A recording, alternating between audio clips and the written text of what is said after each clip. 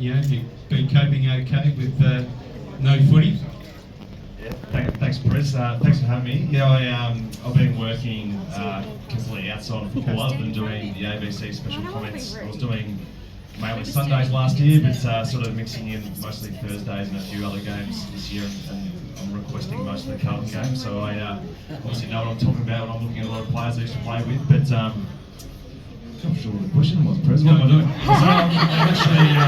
So I've been probably working for a pub group for about 16 months now, so project managing pub refurbs, so completely out of footy, and a lot of transferable things I've learnt from my journey playing football at Carlton that's been able to impart on my new career path. So I've been enjoying that, but enjoy just going along and watching Carlton now as a supporter. Just going back a little bit, your grandfather played for Hawthorn, Dad played for Fitzroy, you've played for the Blues. Now Max, he's definitely going to play for the Blues, isn't he? Yeah, so we go. Yeah, we haven't opted to go down the father and son track, unfortunately, but yeah, my grandfather Leo played about 130 odd games at Hawthorn. Didn't have much success, unfortunately. He won a couple of BNFs there, but yeah, no one in the family's won a premiership, so hopefully Max can do it right at football and maybe wear the navy blue at one point and win a flag. His favourite player is Walshy, and I've got to try and get him the 18 on the back. He's currently still got 3 with Daddy on the back, so I'm pretty much with that. Hopefully he enjoys. He's enjoying soccer at the moment. Actually, he's trying to convert him back into footy, but he's enjoying sport, and then got Imogen as well. She's 2.5. So very busy at home at the moment, Prez. So it's good to get a couple of days away here. Yeah, and I suppose also, when you had to make the decision, Brisbane were pretty hot to trot on you, and all took you brownie and everyone took you out. Yep. But you were mainly keen to stay in Melbourne and play, footy at Carlton. Yeah, so it was pretty awesome. I got to go into the Brisbane Lions change rooms quite a bit throughout their successful years. Obviously, Vossi was captain of the Lions, so was in the change rooms most times when they played at Melbourne, which was an awesome experience. But yeah, it was courted to go and play up there, and Lee Matthews was the coach at the time, and I had to make a decision whether or not to stay in Melbourne. There was Carlton, Collingwood, Essendon, Richmond, I think, are the first sort of 8 or 9 picks. So I knew I was a chance to stay in Melbourne. So I had to call up Lee Matthews and tell him that I wasn't going to come, which was an interesting phone call to make. So I still remember going down to the studio downstairs and on the dial phone and calling up Lee Matthews. And yeah, it was a pretty daunting phone call, and I had to call Luke Power as well. So now he's at Carlton, just went out the tree walking across it. But it was a pretty daunting sort of period having to do that. But had Sticks walk in with Dennis Pagan at the time, and they told me they were going to take me at number 1 and come to Carlton. So it was a pretty easy call to make in the end. And we're the better for it too, 300 games, and been unbelievable captain and leader of the club. 300 odd games. Have you ever thought about the coaching side of things, and at any stage, or on that, is that something you might look at later on? Certainly not, Prez. I had a few coaches over my journey, unfortunately, and I certainly learned early days that coaching wasn't for me. But I've still got, still keeping an eye, obviously still commentating at the moment, but always had maybe an eye on joining the ranks of being like a list manager or recruiting. But I think I'll probably stay down the construction side of things at the moment, Prez, and watch my kids on a weekend and still just watch Carlton's supporter. Well, I think you'd be a fantastic administrator and list manager down the track. Hopefully one day we can get you involved in that. But over your journey, you've played with some really great players, and have you been able to catch up with Bryce and a few of the boys since you've been over here this weekend? Yeah, I only got in yesterday, so I was trying to catch up with Gibbsy and Simo and Geordie Russell, and so I think we're going to try and catch up maybe tonight, hopefully after a good win. But, actually, we try and catch up twice a year, just all the old players, and I think trying to get those guys back to the footy club is really important. It's obviously a great connection to have the guys all together and try and watch the current group go about at the moment. Really enjoy watching them go about it. Last year was an awesome year to be part of, and a lot of us actually flew up to Brisbane and watched that final, and we're pretty excited there at quarter time. We're making plans for a big week. But it's I think a lot of us, a lot of the guys are involved in coaching at other clubs and go on their own paths, but we're all still Carlton supporters and enjoy watching the games and watching guys that we admire, like Paddy Cripps and Sam Doherty and Walshy. So there's a lot of superstars we've got, and just hopefully we'll try and put it all together and play deep into September this year. Just on that, I mean, you mentioned a few of the obvious ones, but over the last year or two, is there anyone that's really taken your eye and that you can see that's really going to be a long-term player and a successful player for the Blues? Oh, there's a lot. I've been really impressed by Jack Carroll this year. I played one game of VFL with him a couple of years ago during a COVID little period, and I could sense he had great awareness of players around him and had a great step. He's not the quickest player, but he's almost like, not Scotty Pendlebury type of player, but he just, it's sort of slow motion for him a bit. And I reckon there is a bit of class. So I reckon he's one I think we've found that can play hopefully 150 games of footy at the footy club. But there's a lot of good young players. There's a lot of superstars, and I'm just looking forward to seeing Walshy hopefully back in the next week or two. I think he's our little missing piece at the moment. He's our one, not one hard runner, but he's the one who really breaks the lines and opens the game up for us. So hopefully he's not too far away. You talked about some of the past players that you played with, and great to have Jordan Russell back as a coach. And how's he sort of, in your conversations, has he enjoyed being back at the club? Yeah, he loves it, Geordie Russell. He's done the hard yards. So when he finished up at Collingwood, went to Collingwood obviously and played there, and then went to Footscray as a player. I think captain. He didn't coach. He captained the winning premiership with Mark Austin, another old Carlton boy. But then got the opportunity to work as a coach, and then COVID hit, and unfortunately got let go like a lot of coaches did at that time. And then went to North Melbourne, got an opportunity there, and then I think when he got the call to come to Carlton and try and apply his trade here, he was pretty excited about joining back at Carlton. He's a terrific person and a really smart footy brain. So I know all the players who he's working with, and I'm really enjoying what he's bringing to the footy club. It's great having past players come back, but Murph's got to race off, so can we thank Mark for giving his time to that?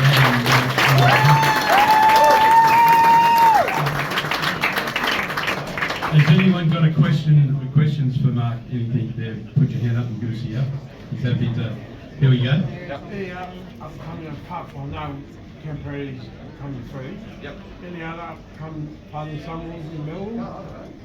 Prezi might know a bit more about the Camperelli boys and any other father and sons coming up, but I think as you see with other footy clubs, especially like Collingwood with Darcy Moore and the Dacos boys, it's pretty handy to try and get a few of those if they're coming through. But yeah, there's a few boys working on trying to have some more boys anyway, Prez, so in a few years' time we can hopefully have a few, maybe Judds and Murphys and Gibbs running around. So. Yeah, Jack Silvani's having a baby, so hopefully it's another adds to the Peter Dean's boy, young Harry, looks like he's going to be okay, and Matty Allen's young fella's going pretty well as well. So Cody Walker. Cody's a few years away, but yeah, the Camperelli boys are the ones at the moment. We want them to play well, but we don't want them to play too well because draft picks, it costs you a lot of points. So, but no, I don't know if anyone saw the Futures game last year before the grand final. Ben was best player, so and Lucas wasn't far beyond him. So, yeah. Any other questions for Mark? Yep. So you captained the side whenever we were going through one of the hardest times in our history. What kept you coming back, and what kept you at Carlton, considering all the pressure that was on you? You had the weight of the world on your shoulders. What was it within you that kept you at Carlton? Yeah, good question. It was a really tough period when you want to be successful and you know you're probably a long way off that. We had a pretty young side that we got rid of a lot of blokes, and then we were all about trying to bring the next crop through. So a lot of my focus was on just trying to create a good environment for those guys to really flourish. So constant communication about just getting the basics right, doing the fundamentals well. Creating great habits was one thing that I was always really strong on, and then just being really positive and being honest about what I thought. So it was a tough period there, and but now hopefully we're certainly seeing some good results for a lot of guys who put in a lot of hard work. And Paddy Cripps obviously went through that period, so he was a really young superstar coming through, and for me to be able to play and maybe give him a little bit of knowledge along the way in his first early couple of years is really special for me. I love watching him go about now and feel a small piece of me embedded in him and a few other guys. So it's really good to see these guys flourish at the moment. Anyone else? We're good. Go Blues, eh?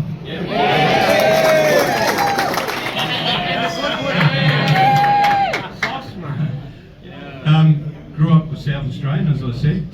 Would you like to just sort of give everyone a bit of an idea how you become a Carlton supporter, and just give them an idea how fanatical you are? Yeah, fanatical would be right. So, growing up here in Adelaide, you had the SANFL, and Glenelg was my team. I lived down near the Bay. And so on Saturdays, after finishing tennis, whether during the summer or winter, if we finished early, we'd sneak on down to the Bay and watch a game or two, and I just loved it. And then, of course, some of the great Glenelg players, when they had the idea of transferring over to the VFL, the majority of them went to Carlton. And so that was, the odd time that you get to have a sneak peek of a Carlton game on Saturdays as well. I was always watching Carlton because the Glenelg players that I kind of, used to watch, some of the better ones, had that opportunity to go and play for Carlton. So that was my team. I had a team in the VFL, a team here in the SANFL, and when the merger happened, it was like, the dilemma was, do you support an Adelaide team? No. Which I didn't. So I got a bit of grief just from, some schoolmates and tennis mates, and they were like, I can't believe it, you're not supporting the Crows or Port. If you're a Glenelg fan, you're always anti-Port.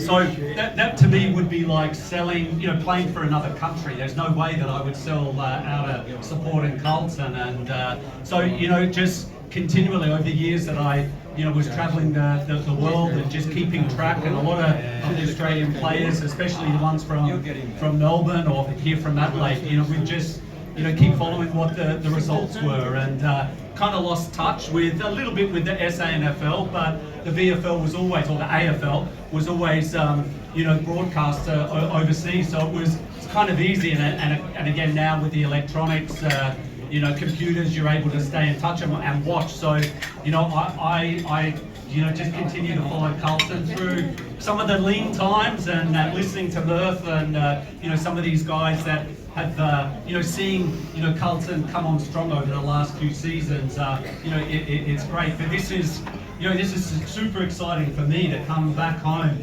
I just flew back in a few days ago, and to be able to have this opportunity to come and see Carlton play live, because it's not that many times that you get to see it live, especially for the tennis season, because the season's really underway, even though I'm not really out there playing at all. But it's just a fantastic opportunity to come and watch the guys play, and to do it in Adelaide as well. Yeah.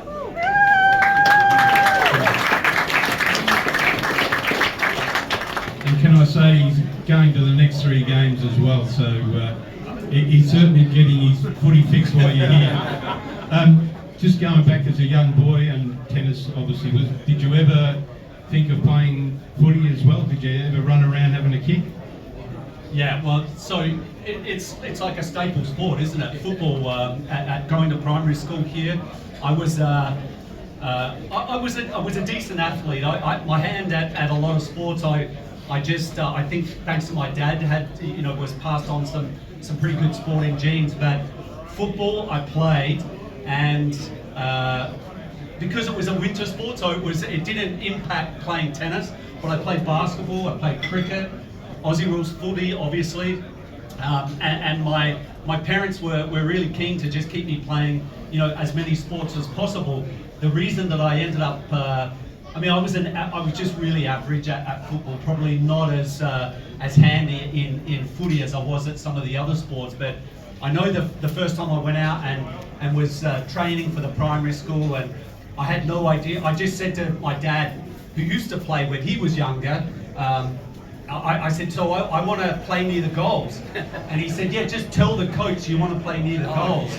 And I wanted to kick goals. And then I found out on the first day that I was actually defending the goals, and I had no idea what I was like defending the goals, like I want to kick them, and they said, nah, you got to nick off down to the other end of the field.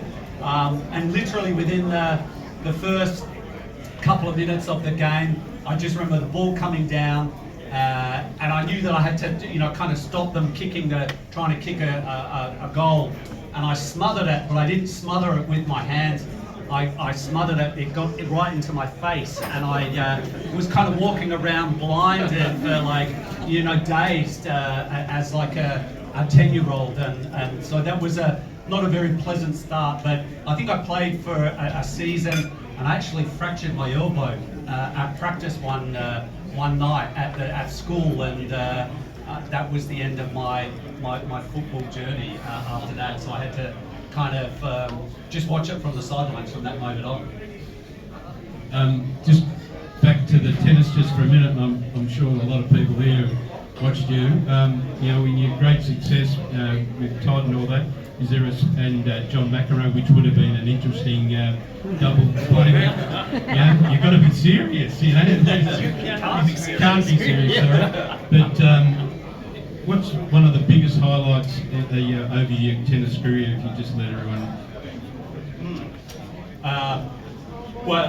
I'm really blessed to have a number of memories that are still in my heart. They're seared in your mind, and I think that the time you have success, you taste success, and there's nothing sweeter than actually when you can win in front of your home crowd. So my very first tournament, my second tournament that I won in singles was here in Adelaide, down where adjacent to the Adelaide Oval at Memorial Drive. I think that was in 1988, and just to have friends and family, those people who have supported you, that you've known for years and years, and you've travelled outside. I mean, a good part of the tennis year is played outside of Australia. So, to come back in January and just, try to show my family, friends and relatives and, mates that I stayed in touch with that,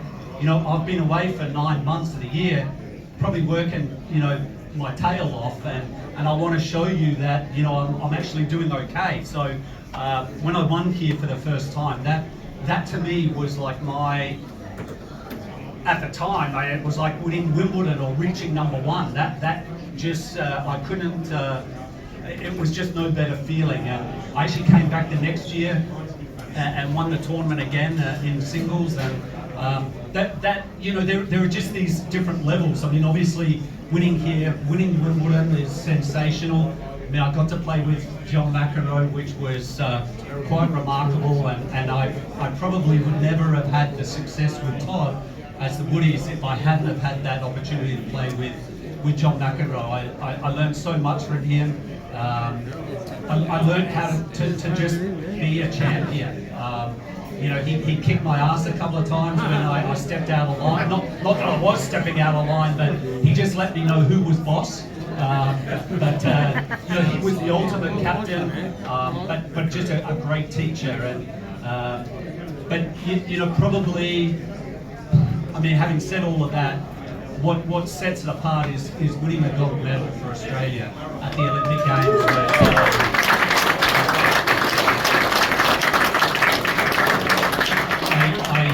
Todd and I Todd actually got to go to one, I think he played 3 Olympics, and I only got to play in 2.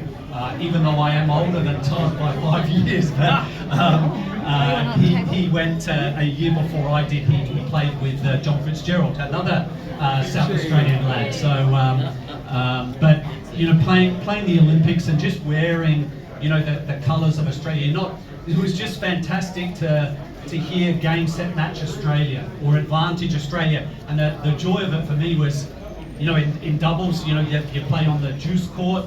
That was Todd's side, and I played on the ad court. So I kind of got the ad court player got some of the important points, and so if it was Advantage Australia, when it was coming my turn to return serve or to have to get the ball back into play, and if we won the point, it kind of felt even more special that if I made a good return, it was Game Australia. But it was just a phenomenal time playing doubles with Todd at the Olympics, and I hope to be in Paris for the Olympic Games this year, because I work with the ITF who look after the Olympic Games with tennis, so I'll be there supporting our guys again.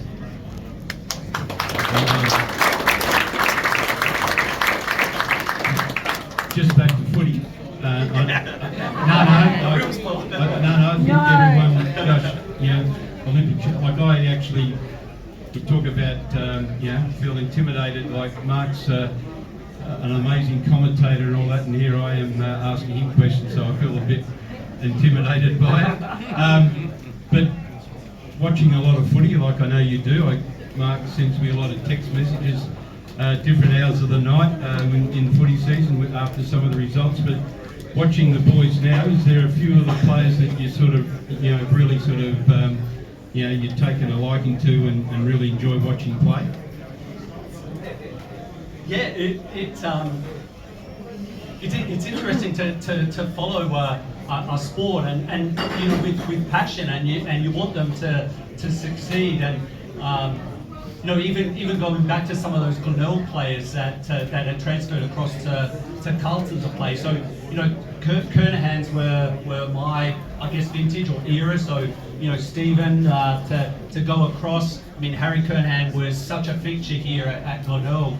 And then his brother Duza to play. It's kind of like both ends of the field. You had one that was kind of instrumental in trying to get the lead for the Blues, and then one that was defending in full back. But probably when I think Duza retired, that's when Steve Silvani came into play, and so it's like tennis.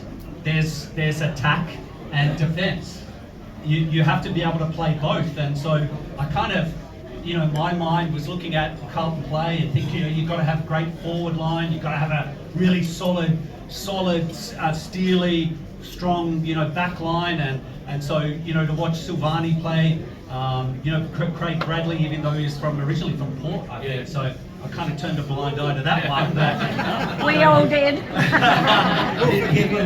he was a great player.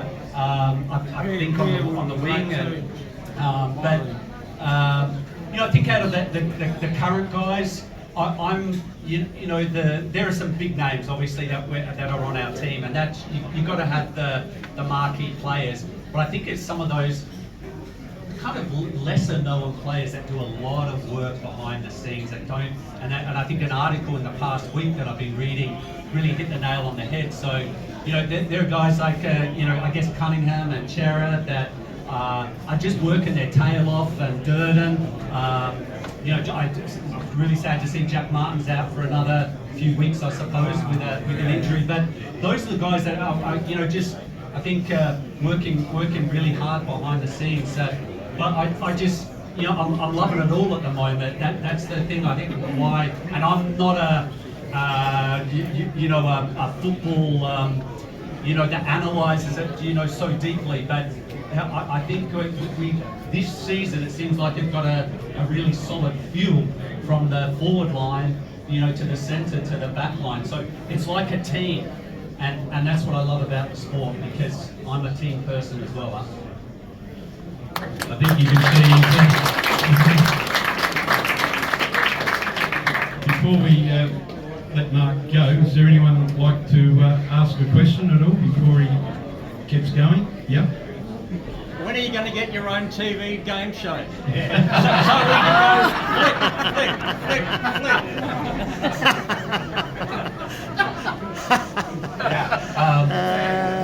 Good question. When am I going to get my own TV show? I haven't watched it. I was here early in the year when it started, but I deliberately not watched it. Is that a bit of a tipping point? Do you think I could go okay replacing Todd for a week if we went on holiday? Todd and I had often talked about doing a few things together. I guess the problem was is that I retired 5 years before he did, so he continued on. I mean, Todd's one of the great players and a great friend of mine, and you know, he had a bit of success after. He was always going to have success after I retired, and so I think, you know, to see him move into this role, game show host. Todd always loved being on stage. Like with the success that we had, he liked all the drama around it. He really fancied himself up on stage, so I think he's kind of living his dream out with this game show host. Is the show any good? So It's sorry. okay. My family doesn't watch it either. We're not anti-Todd, but that's just what happens. Yeah, mate. Yeah, Mark, we were talking about how past players couldn't have Bradley. Did you see, remember Peter Motley? Peter Motley, a great Yeah, I great saw tennis that player show as well. no more. I got no doubt. So what the accident, I got no doubt Conway had more success. Absolutely dumb player. Yeah. I think, I don't want to be biased, but couldn't have great players, but he would have been beat. Yeah. Shane will probably know more about that too. I- Sounding about Peter.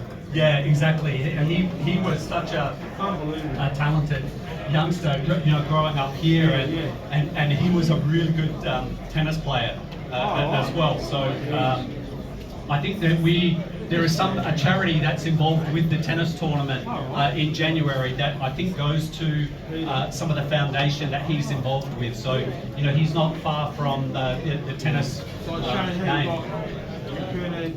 Yeah, look, I think everyone at Carlton acknowledges, you know, the tragedy that happened to Pete. He was certainly, you know, up with Braddles and Sticks, and you know, I mean, I can remember watching him as a young bloke. I even went to Sturt and watched him train one day, and he'd step over the white line, and it's just full on. Yeah, just so sad. Yeah, no, he's still well respected by all the Carlton boys and tips and stuff. So he lives in Adelaide. Yeah. So. One more. Anyone else? No. Yep. Yeah. Right. Yeah.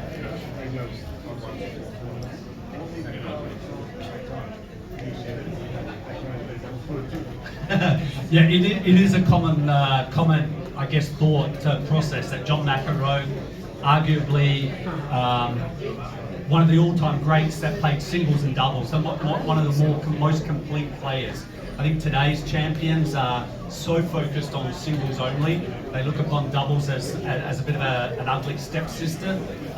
It's not something that they really encourage to play a whole lot. But McEnroe is from that vintage, like Todd and I were. He played singles and doubles, and if you have the time, the opportunity to play mixed, you should. You were saying about the amount of titles won. Actually, there's another American pair, the twins, Mike and Bob Bryan, that came up after Todd and I. They just played doubles only. I mean, Todd and I kind of we realise where we are in kind of the history of doubles, and I mean we're up there. But Mike and Bob Bryan they've broken the records that we had, which we had broken John McEnroe's record. So Todd and I both have more tournament wins than John, but given that I played with him, I actually stood, you know, so close, and I got to see it.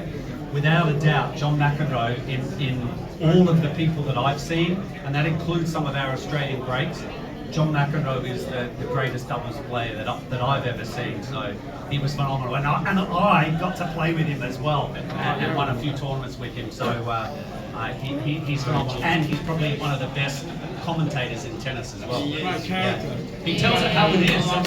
It's reality, and it's like this wishy-washy comments that are happening with in our sport with tennis. Hopefully doesn't happen with footy too often, but it just Those games you come Beyond help. they're unbelievable. McEnroe just says you know whether they're playing rubbish, but he also gives them praise when they play well, and I think that's I relate to it, and I hope that some of you all do as well. He's a great commentator. Right. Can we thank Mark for giving us time? And I think it proves that he's a real blue bagger and he's got the jumper on. And I really appreciate you giving us the time, and hope we can have a big win for everyone today. Thanks very much.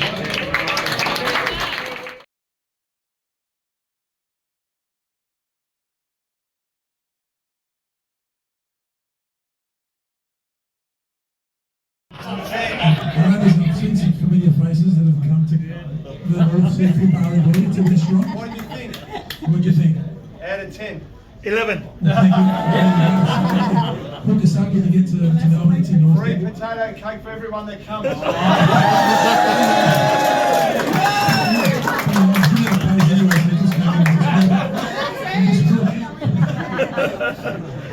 And one of your neighbours, back in the when he was growing up, Adam Sard, very proud of him taking over the Wolf. Absolutely. Any kind of players like me, don't you think? I taught him everything. For the last 20 odd years, he's been my direct next door neighbour.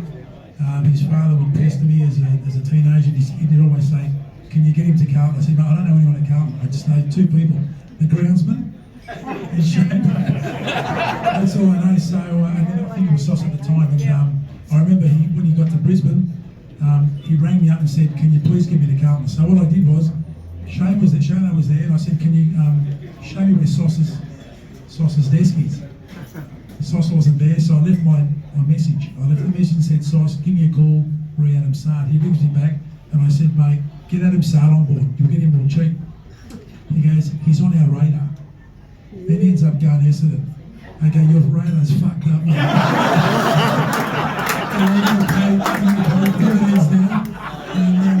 Done so well, and I'm sure he appreciates it. He never thanks me. Doesn't thank me. Does Adam Sard ever thank me? Exactly right. Make sure he does. Yeah, I hope so. He'll have a great career. I'm pretty sure. Cooter, I know you enjoy the way the boys are playing. Anyone that you really sort of like watching, particularly at the moment? I think I love watching all the boys play, particularly when they're winning, because I often think how lucky I was to walk in the Carlton Football Club when I did at that time, after decades of success, and to experience the 90s and early 2000s that I did was an unbelievable time at the footy club. And I don't think the kids are just starting to get a little bit of a glimpse of how powerful this football club is, and I've been saying it for so long, and it was pretty tough the last 5 years I was there, and it's been pretty tough for a long time, but it is the greatest club, there is no doubt about it, and when we're up and going, there's no club like Carlton. I won't mention the other word of another team that we all dislike, that Angela actually used to barrack for. Yeah, we don't like Freo either. Well, we've got better supporters than them. Don't record me, please. We're better looking. We're better at nightclubs than them. We pay for our... Right, I've got to be careful when we say that. We do pay, we don't run out. And we're just a better club, aren't we? We are. We have some superstars playing right now, and we often maybe take them for granted when we watch them.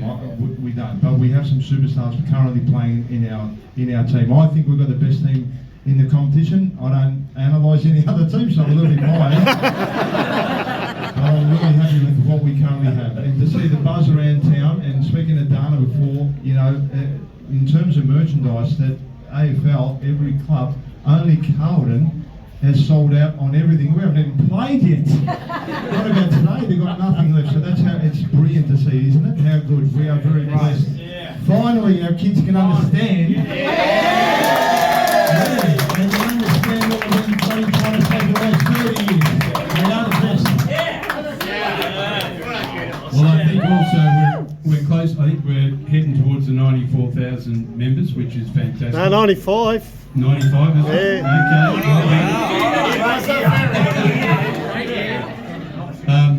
Yeah, so we really want to get to that 100,000 this year and, show Richmond and all that. But just touching on what the boys are saying about the hype and everything about the Blues, I've always said to Patrick Cripps, you just wait till the Blues get going in the finals. There's nothing like it. You can have that other mob that Cooter didn't want to mention. And I remember talking to him after the Melbourne game, and he said, "I get what you mean now." And when he was interviewed after the game, he couldn't hear the girl, Kath Lofton, asking the questions. It was still buzzing after that Melbourne game. Look, the boys have been great with their time, but anyone got some questions? We could be here all day. The boys would entertain us, but yeah, question? What's your favourite meal on the menu at your restaurant? Pretty much everything. I can actually eat everything on the menu. When I go out, I don't eat everything on the menu. Maybe 15%, 20%. But on mine, we'll go salmon.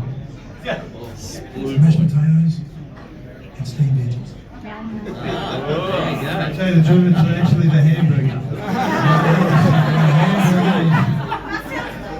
I like it. See what I mean? Actually, that makes the crowd want the hamburgers, mate. Salmon's better. There's more money in the salmon. The salmon's Hey, what about the Cooter special, mate? What's that one? The Barra Cooter, is that As you know, I do all the fishing for him. Did you see the front part? Yes. I go out there, hours out in the ocean, deep sea, the freshest fish ever to catch for ants. And not one thank you, but anyway. Any other questions for the boys? So, Cooter, whenever you talk, mate, everyone listens because you've got that experience, you've got that know-how, and you've inspired a generation since you've retired up to where you are. The playing group you've got now, you go into the locker rooms, what do you say to them? Oh, they don't want to listen to me anyway. They're all better than me, but I say to Shano, the kids are like the group of players we've got now are just unbelievable guys, and they make you feel welcome. And although they're a big part of history, both of us, the Cowan Football Club, you walk in, you walk out. But I think it's extra special when the players come up to you and say, come around more, they make you feel welcome, and that's the sort of kids that we currently have in this batch of players. And I love it when they grab their jumper and they show this sort of stuff, because both Ange and I, all of our generations, we played for the jumper, because for us to get that jumper the first time was such an honour.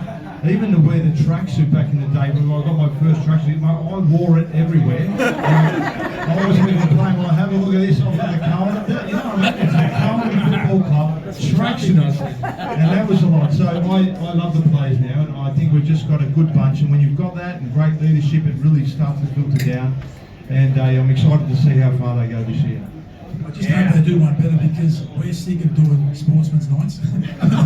We've only done one together. Well, we've had quite a few, mate. Since 95, we've done quite a few, so we just hope we go that one step further. Whoa!